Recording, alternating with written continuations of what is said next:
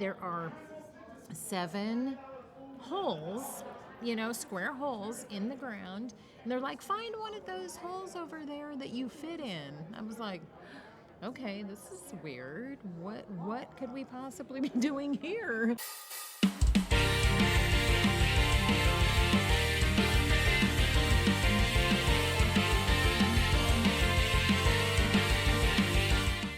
Hey, Elise Baughman here. This is Anime Adventures and Action, and I am with Marjean Holden. Hello! Hello! And we are at Arlington Comic Fest. That's we have right, the shirt. we got have the the shirt. shirt. We yeah.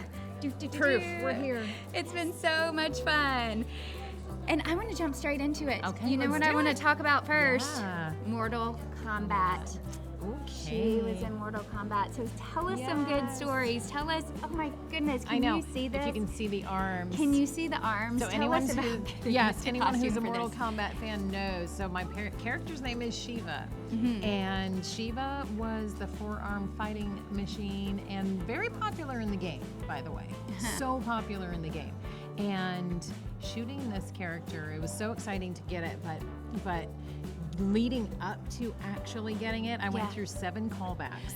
Did you really? 7 callbacks. It And was if you're not insane. familiar with a callback, because I've had some people who aren't in the Yes. acting world Yeah. want to know about that. So you have the initial audition, and then if they like you, you go back to a callback. And you Yes. get called back again. So it makes Yes. sense, but just Yes. FYI. So there were 7 7 of those. callbacks. 7 callbacks. And I was like, if I don't get it after these 7 callbacks, it's going to be really heartbreaking. But they ended up hiring me. Hi, I'm Austin Weiser. Are you interested in becoming a voice actor or learning more about the voice acting craft? I've taken classes from Elise Baughman. She has private and group classes that she teaches, and I've learned to hone my confidence as an actor, to really dive deep into characters, and to really have fun and experiment. Check out EliseCoaches.com and sign up today.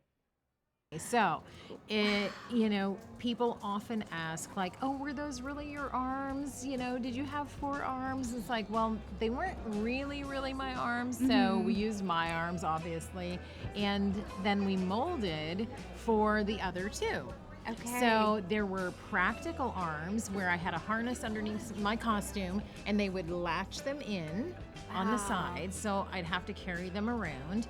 And then they took me into the studio in front of the green screen and did motion capture. So I had all of the white tiny balls all over my arms so that they Yes. could match the movements of my movements with the movements when they did the CGI. And it's really...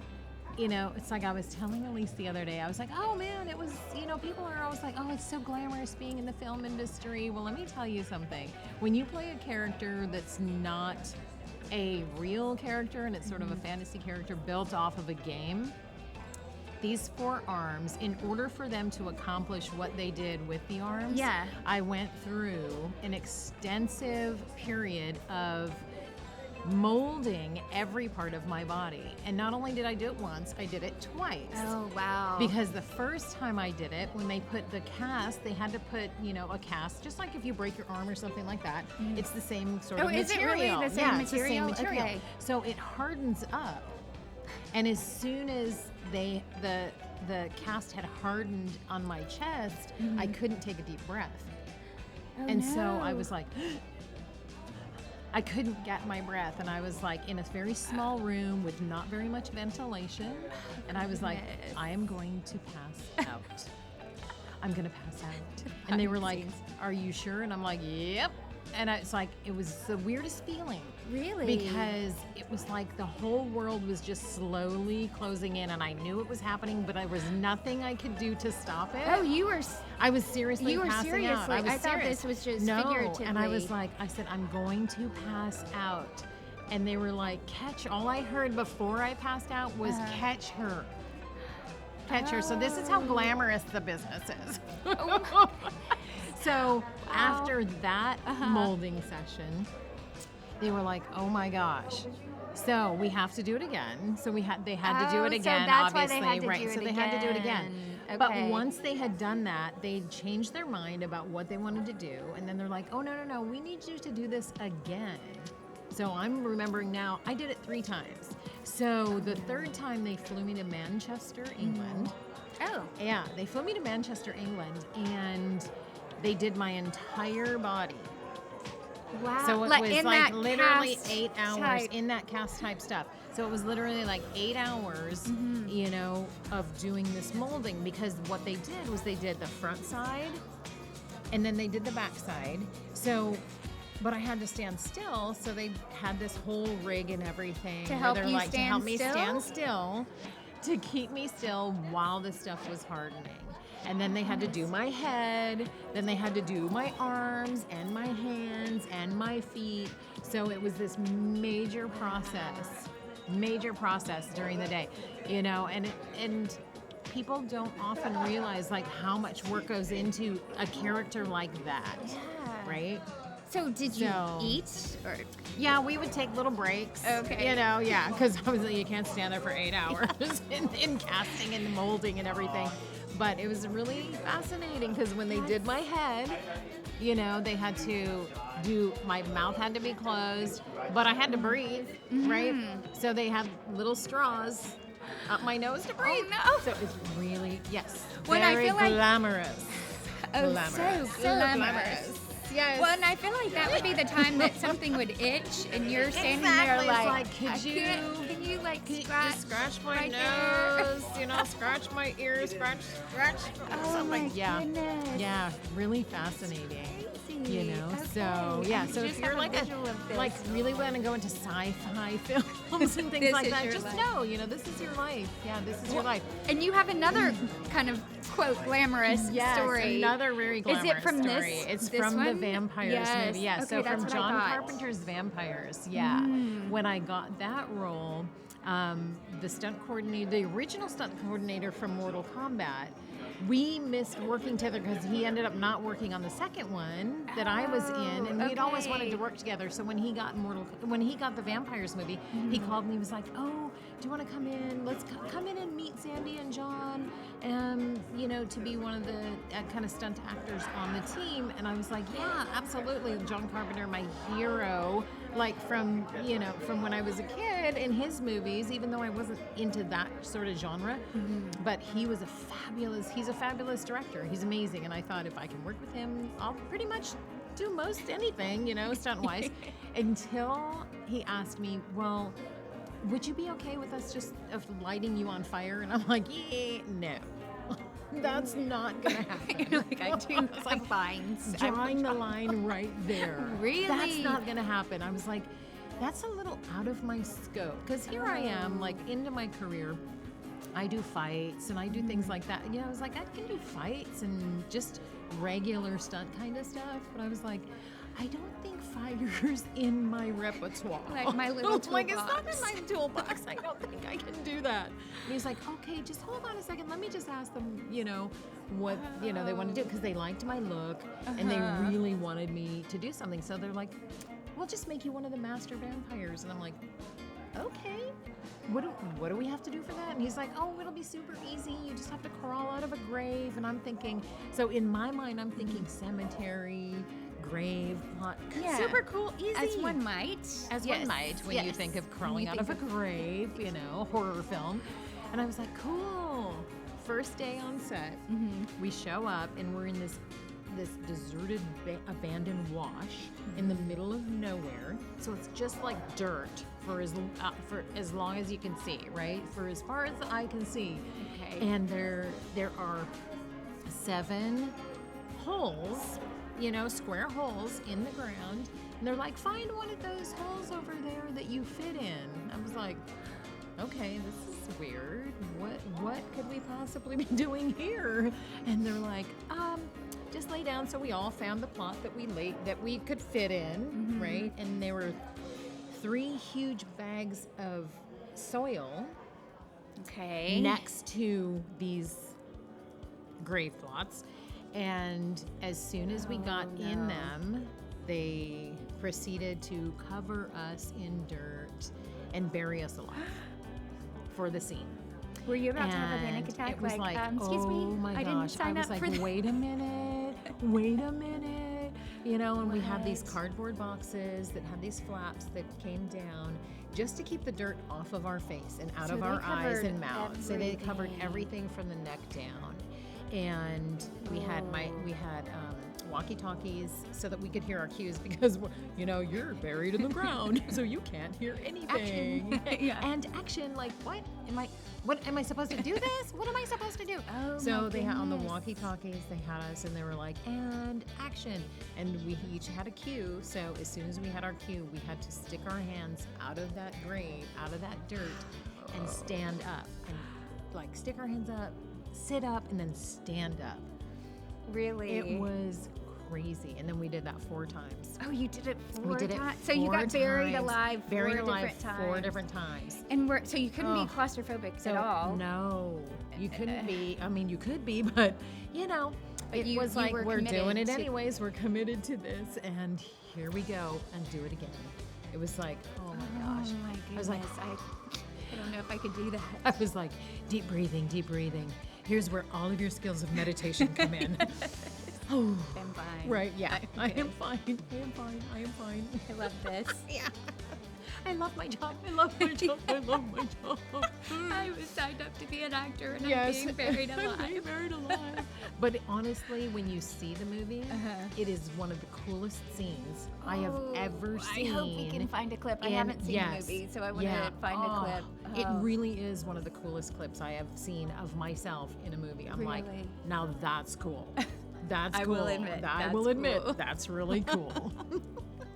Yeah. I love that. Well, and you come from a martial arts background, Yes. so you got into acting not realizing you were going into stunt performance, Totally. right? Is that right? Totally. Yeah. I had always just wanted to be an actor, Mm. and on a movie that I was working on, a low budget movie that I was working on, where we were these bad, kind of really awesome, rough, tough chicks, right? Yes. And doing all this stuff. There was a stunt coordinator that came to set because his wife at the time was working with us, and he was like, we could really use you in the stunt industry. And I was like, oh, okay, like I'm not a stunt woman. He goes, oh, I know you're a big actress and all that stuff, but your type, like I'm 6 foot tall, African American female, and we don't really have anyone your type in the stunt industry, right? Because all of the other stunt women were much shorter than me. And so they were like, you can work a lot. And I was like, oh, okay, sure. And for about 10 years, because I had that martial arts background and because I did fights and I could pay attention to direction, they were like, I did so much stunt work in about a 10-year period of time because of that. And I always had such a great time. I had such a blast, met amazing, amazing people in that action sort of Yeah. area and all of the stunt people. And I was like, oh my gosh, I love this. That's so Because cool. it's a stunt team. It's like everybody's part of the same team. And it's like, okay, we do this is what we're doing. This is what our team has to accomplish. That's So it was amazing. so much fun. Well, and so cool that, sometimes you just don't know where life is going to take you. Yes. And who knew, probably for you, that Yeah. that your life was going to take you down that path. Yeah. and yet you still got to do acting as Yes. well. And I Yeah, just have to show off absolutely. all of these fantastic headshots that I stole from her table. Yeah. I love them so much. Yeah, our tables are she's right behind me, so we've Yeah, got to so we're chit-chat a lot. chit-chat a lot. Yes. Yeah. These are fantastic. Yeah, oh, so and it's one been more I amazing. think that I missed. One more headshot at least. Oh, I love this one. Olarina from Beastmaster. Uh-huh. Oh, and let's see. And we've got to talk about this. Yes, too. Dr. Sarah Chambers. That was my intellectual role on the series Crusade. That's fantastic. And the funny story about this is that I had auditioned for a movie of the week from the Babylon 5 series. Oh, And the Babylon 5 series had run for 5 years, and then they decided, we're going to do some movies of the week. And so they did a few movies of the week, and so I had auditioned I had done one episode of Deep Space Nine, and the director from Deep Space Nine was doing the spin-off for Crusade. So I got into the movie of the week and played the navigational officer on the ship, right? And then they called me in to audition for the Babylon 5 spin-off world, Crusade. And I was like, how's this gonna work? Like, okay, I'm the navigational officer. Do I really have a chance to get a series regular role? You know, because I'm the navigational officer. They're like, we'll just call you that you were your sister or something or related. It doesn't matter. Like, we've done this before, so no big deal. So I had auditioned for the Doctor, and the director that did the episode of Deep Space Nine was the director of the episode and had a huge say in who the characters were going to be for the series. And he was like, I like her. She's going to be a great doctor. And I was like, Really? oh, super cool. It's And so I ended up interesting getting, how things kind of get yes. woven together. Yeah. Really, And then the just such a great Doctor- cast. And the Doctor on the original Babylon 5 series, his name was Richard Biggs. He passed away, oh my gosh, when he was 42. But he was also African American. So when him and I did the episode together on Crusade, we were like, we just need to do our own series, Black Doctors in Space. I was like, oh my gosh, that'd be so good. That'd be so good. So, yeah. And say it like that. Yeah. Black Doctors in Space. It could be like one of those parodies or something. Oh, that's awesome. Well, and what I found fascinating, because she's got this amazing background in acting and in stunt. Do you call it performing or stunt performing? Yeah, stunt performer. Stunt performer, yes. Stunt performer, stunt actor. Yeah, stunt woman, stunt all the man. things. Yes, She's all the got all the stunting things. Yeah. And then she does transformational training. Yes, we had this conversation and then I can't spit it out. Yeah. But I think that's so cool. So tell us about this. Discover your sacred gifts. Discover your sacred gifts. Yes. And hopefully, I know there's probably a glare on that. but Yes. Yeah. So tell us about your training. So what I do, when this will be interesting to you as an actor. I showed up in 2005 to an audition. I couldn't remember my lines. I couldn't remember how to stand in front of a camera or mark or anything. And I was like, I had this total panic in the audition. And I was like, oh no, I can't do this anymore.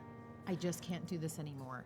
And I made a decision that day because that experience was so, I was like, why is this happening to me? Like, I have never forgotten a line before. I've never been able to not hit my mark. All of those things that an actor needs to be able to do when you're on set, right? Or in an audition.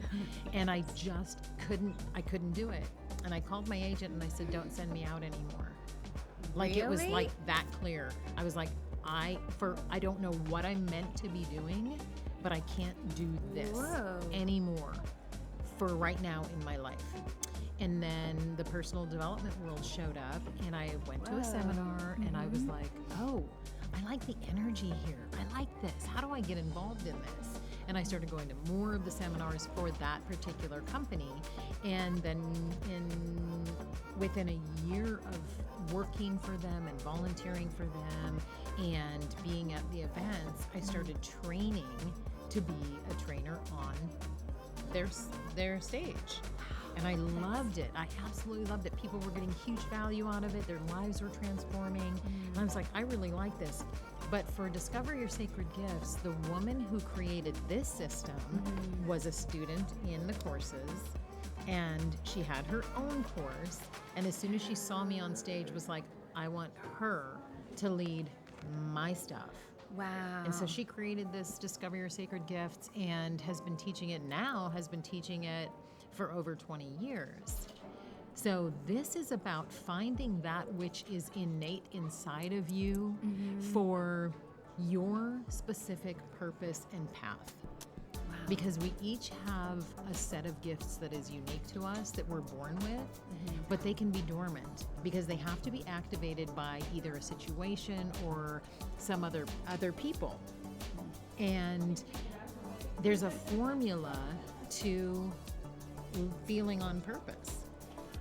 Which so many people want to find so many their people wanna purpose. find their I feel purpose. like it's a conversation Yes. that comes up so much. So much. So to know that there's a formula, Yes, that's pretty there is amazing. an actual formula to feeling on purpose, because finding your purpose and being on purpose is very different than feeling on purpose.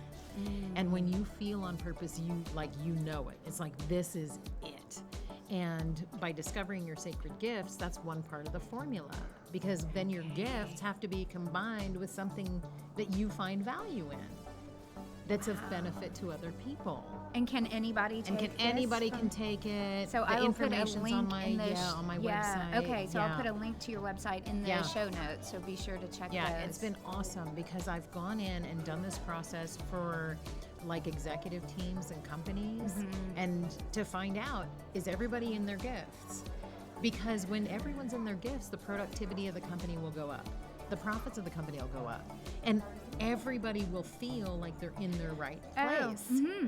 And when everyone feels like they're in their right place, then everything just can Blows explode and blows up. Oh wow! Yeah. Wow. Yeah. So it's just something that for me, I think like everybody's got to know their gifts, because then you know where to focus your energy. Yes. Oh wow. Not just running around going, oh, from job to job. It's like, no, you can really hone in on, this is what makes me feel on purpose. I love that. I love that kind of stuff. So it's so cool to talk to you Yes. about it. I Yeah. know we kind of geeked out I about know, it I know. earlier too. It's like the other life of Marjean Holden. It's like, oh yeah, I just think I'll take her gifts. There's that. Truly, you do all the things. I I do know. all the things. And it's like, yeah, I love it. Wow, this So was so thank much you. fun. Thank you so Yes. much. Oh, you're Yes. welcome. Thank you. I so appreciate it. Well, usually I do the voice of my anime voice actors. I feel like I should do something like that Marjean has done. The Yes. Sheeva. I The- can't even do the Sheeva voice anymore. They ran it through this whole thing, and I'm like, oh wow, that's really wild. That's my voice, but it's not my voice. You know, Yes. it's like one of those moments. It's like, it's like way deeper than my voice, and it's got sort of this like- thing, and it's like, oh, Sheeva talks it's like so gruffly, and I'm You're like, I sound oh, awesome. wow, that's interesting. You know, yeah, I sound so cool. Could you do that all the time? Can you so just that, follow me like, around Follow all me the- around and like put that effect on me all the time. That'd be awesome. That'd be great. You know. Oh, yeah. well, this was so much fun. Thank Thank you. I you. loved all your Yes, stories. thank And you. thank you for joining us. And we will see you later. Live your life